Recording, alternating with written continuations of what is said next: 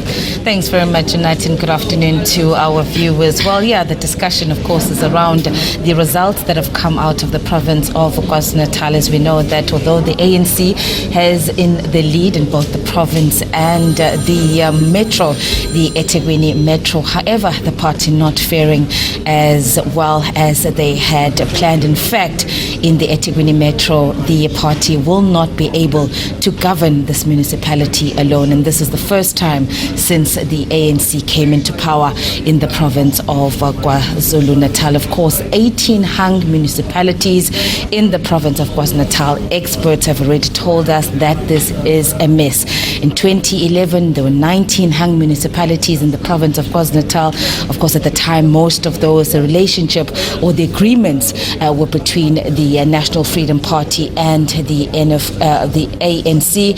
And over the years, the NFP at some point coming out and saying in hindsight they should not have gone into a coalition. So that was just an example of the issues that come out of coalition agreements. But to take the discussion further now, and what is going to happen? The results are now in. Municipalities need to get to work.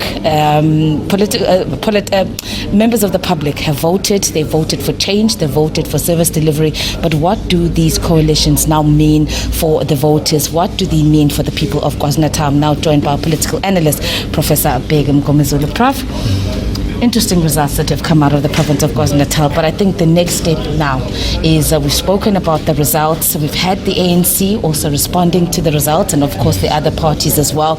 But now this was about the voter. This was about the ordinary people of this province, ordinary people of this metro. What do these coalitions now mean for service delivery? No, they mean a lot. One, we must mention that these coalitions, in fact, they defeat the purpose of democracy or the democratic will of the people. Because under normal circumstances, if you vote for a political party, it's because you believe that party has the ability to lead. And then suddenly the party doesn't garner enough support for it to run a municipality on its own. What then happens is that the party, without consulting the voters, will then approach another party which has a totally different agenda to then decide what is good for you without you having a say in that. That becomes a problem. And then in terms of service delivery will be negatively affected for the simple reason that these politicians are basically coming together not because they want to, but because they have to. In other words, they are forced by circumstances to form these coalitions.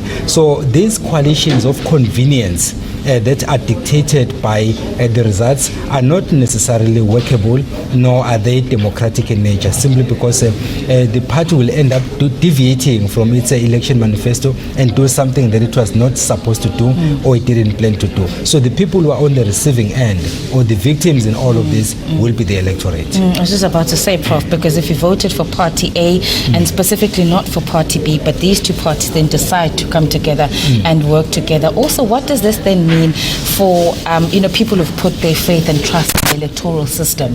If you then don't have the power as the voter, you're told that your vote is your voice, but it just becomes meaningless then in this instance.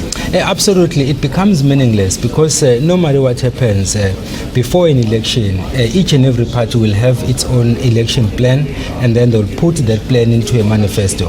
And then when they go to the public or to the electorate to market that manifesto, it's with the understanding that once they assume power, this is what they're going to do.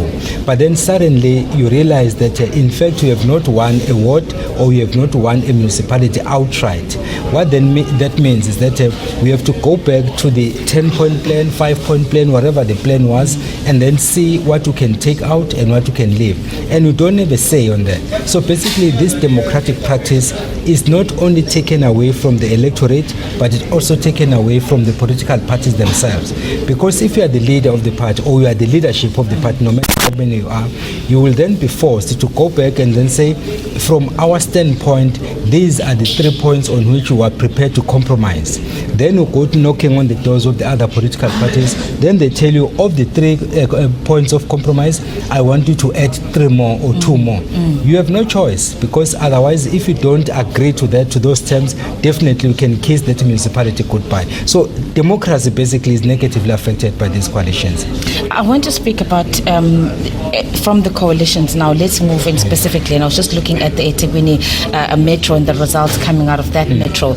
Clearly, the Democratic Alliance has made it clear that they will not work with the ANC and the EFF, or Action SA, also doubting that they will work with the ANC, which now leaves the ANC, particularly in the metro, with the IFP and possibly the EFF, if they do agree to work together. The relationship between the ANC and the IFP, they've had challenges in this province. There's been a lot of back and forth between the two parties, but they now have to come together. Take us back, Prof, historically, the relationship between these two parties, and how at this point, how are they going to be able to come together and work together? You know what? The relationship between the ANC and the IFP is a very interesting one, because on many occasions the impression created is that these are rivals. The reality of the matter is they were made to be rivals.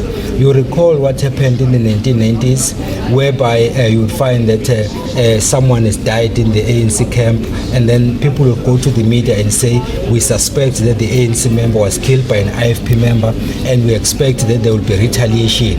And then in no time, then somebody dies on the other camp. Then you say, this is exactly what we said.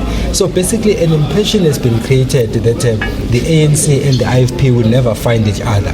The reality of the matter is these people have been working together for quite some time.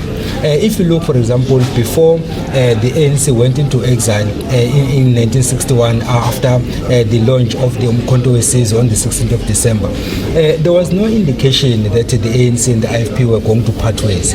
As a matter of fact, between that time and 1979, when Nkosi Mngomezulu led a delegation of 17 members going to London to discuss the future of politics in this country, the relationship was still okay, except for a few individuals who were creating the impression that Nkosi Mngomezulu was in fact projecting himself as the leader, when the reality of the matter is he was the face of the liberation movement, while the ANC and the PAC were in exile.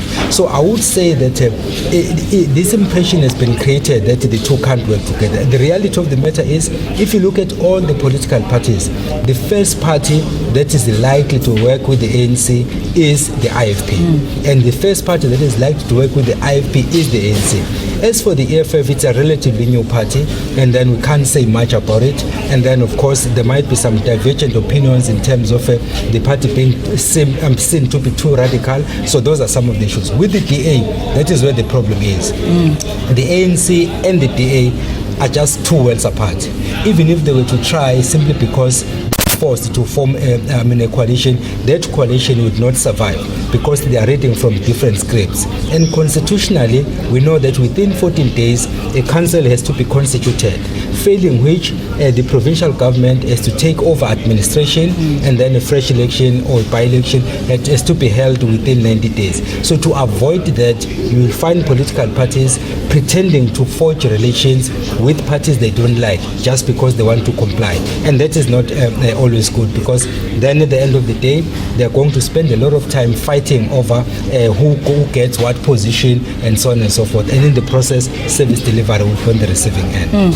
And of course, the ANC just had a media briefing in the afternoon, also wanting to clarify some of the reports, or disputing some of the media reports that the ANC NEC member Jeff Khadebe was in the province to start these negotiations between the ANC and other parties that they might want to come together with. The ANC not yet ready to say which party they are going to be able to work with. Of course, also the IFP will be holding a media briefing on Sunday Sunday, possibly, and this weekend they're going to be then meeting around, I suppose, looking forward in terms of which parties will the IFP be able to work with. In terms of the other parties as well, they're also saying that they still need to sit down amongst themselves. Some parties obviously would need direction from their national leaders in terms of which direction they are going to go. So at this point, no party in the province of KwaZulu-Natal ready to declare which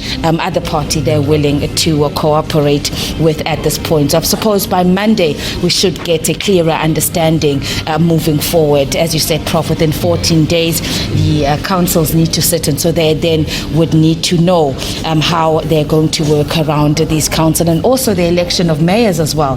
A lot of the parties ahead of the local government elections were not ready to announce who their mayoral candidates are, except I think for the Democratic Alliance, we know in the Umgeni municipality, which they have won, they announced who their mayoral candidate was going to be. But for other parties, they were still in a process of interviews and selecting the candidates. So at this point, I suppose in the next week or so, we'll be able to know which, who are the office bearers that the parties are going to be selecting to lead in these municipalities. Of course, Prof, while we speak about the ANC and the IFP, we do know that there were these talks that were taking place for quite some time now between these parties, as the IFP has said, to correct the past. Would this now, the fact that these two parties might have to work together in terms of the talks, historic talks between the ANC and the IFP, there are conditions that were set, we understand, to those talks. What impact does this have now? Would this help the two parties, Prof, as they are trying to come together? And this has, of course, aside from the local government election issues. No, I think that the situation we find ourselves in creates a golden opportunity for both the ANC and the IFP to find each other. Inkosi Mngomezulu Buthelezi is on record, for example, saying that if he had it his way, he would have loved to have this issue of him having been a member of the ANC at some point resolved before he passes on, which is in fact a genuine call to say that if history is anything to go by, people have to understand that Inkosi Mngomezulu was in fact a member of the ANC. And I don't remember a time when he was totally expelled from the party. There is this hanging question. So given the talks that have been happening in the past, and also given the current situation that we find ourselves in, given the relations that have happened after 1994, which resulted in the ANC taking control of KwaZulu-Natal, there is prospect for the ANC and the IFP to find each other. So I think that the election results that we're having right now present both parties an opportunity to find each other and then put their differences aside. Because I don't think it's wise to keep dwelling in the past when in fact reality dictates that we need each other more than we have to hate each other, for the benefit of the general public and also for the integrity of the leaders and also for posterity. I think it's important for these two parties to find each other now rather than later. A difficult one though, because they still need to consider their members on the ground and the historic issues in the province of KwaZulu-Natal, Prof, the violence in the late 80s and the 90s. So it is a matter that both parties were handling. It's quite a sensitive matter, if I can put it that way, that both parties were dealing with. So it's going to be interesting to see moving forward now what is going to happen between these two parties. You mentioned, Prof, as well, the EFF and their performance in the metro. They're now third in terms of the support that they received. Interesting. We had known that the EFF was out to increase its support base in the eThekwini metro, and it seems that they have indeed done that. So I suppose now we have to wait and see whether or not they will want to work with any other party. But just looking at the EFF, Prof, and their growth in KwaZulu-Natal, what do you think? They're going well? No, the EFF has done well. I said this in 2016 and I repeated the same in 2019 and the general election, saying that the EFF is a party for the future. They started off on a wrong footing by being too radical coming up with statements that were impractical. But then if you watch them from 2011 to now, the tone has gone down significantly, and the issues they raise are real issues. All right. Yeah. Prof, I'm going to stop you there, but I appreciate your time, Professor Bheki Mngomezulu, of course, giving us his insight into the result and what is likely to happen in the province of KwaZulu-Natal. As we said, the 18 hung municipalities